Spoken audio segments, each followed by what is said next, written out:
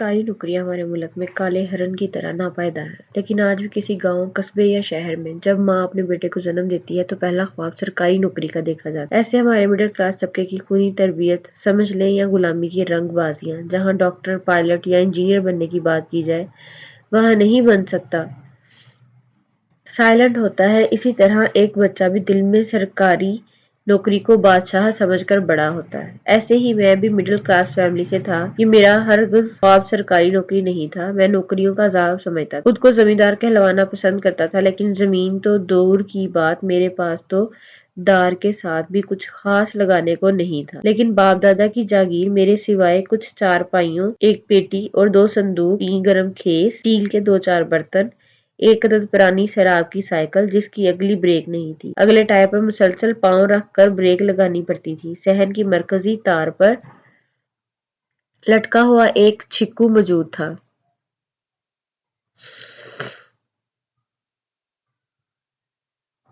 دوسری طرف میرا پڑھائی میں ہاتھ تنگ تھا، تنگ نہیں باقاعدہ ہاتھ ہی نہیں تھا۔ میٹرک جس طرح پاس کی وہ تو میٹرک کی بخوبی جانتی ہے۔ پہلی دفعہ سارے مضمون فیل ہو گئے، 5 شرائطی نمبر ملا کر ٹوٹل کوئی 27 نمبر آئے تھے۔ دوسری دفعہ آدھے مضمون پاس ہوئے، آدھے۔ تیسری دفعہ دینے گیا تو امتحانی مرکز کے چوکیدار نے کہا، بیٹا میٹرک میں ہی پی ایچ ڈی کرنے کا ارادہ تو نہیں ہے؟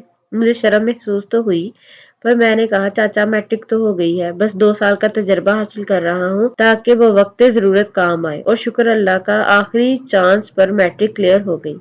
گھر بھی چلانا ہے، اب کب تک حالات سے کھیلا جا سکتا ہے؟ ایک دن سرکاری ملازمت کا ٹیسٹ دینے پہنچ گیا۔ ٹیسٹ کا ورق سوالات سے بھرا ہوا تھا۔ میں سوچ رہا تھا میں نے زندگی میں کبھی اتنی مقدار میں جواب نہیں لکھے جیسے فراق دلی سے یہاں سوالات لکھے ہوئے ہیں۔ پتہ نہیں انہوں نے مجھے وزیر اطلاعات کی کرسی تو نہیں دینی کہیں۔ ابھی میں یہ سوچ ہی رہا تھا کہ اوپر سے نگران نے آ کر کہا، بیٹا وقت کم ہے، جلدی جلدی لکھو۔ میں نے دل میں سوچا، وقت کی کمی تو ایسے کہہ رہے ہیں جیسے میں ICU میں پڑا وصیت نامہ لکھ رہا ہوں۔ خیر سے سوالات کے جوابات دینے میں ذرا بھی دیر نہیں لگائی، کیونکہ میں ہر سوال کا جواب دینا اپنی ذمہ داری سمجھتا تھا۔ آخری سوال کا جواب تو میرے نزدیک پتھر پر لکیر تھی۔ پاکستان کب آزاد ہوا؟ میں نے جواب میں لکھا، انڈیپینڈنس ڈے کو، اور پرچہ نگران کو پکڑا کر گھر کو چل دیا۔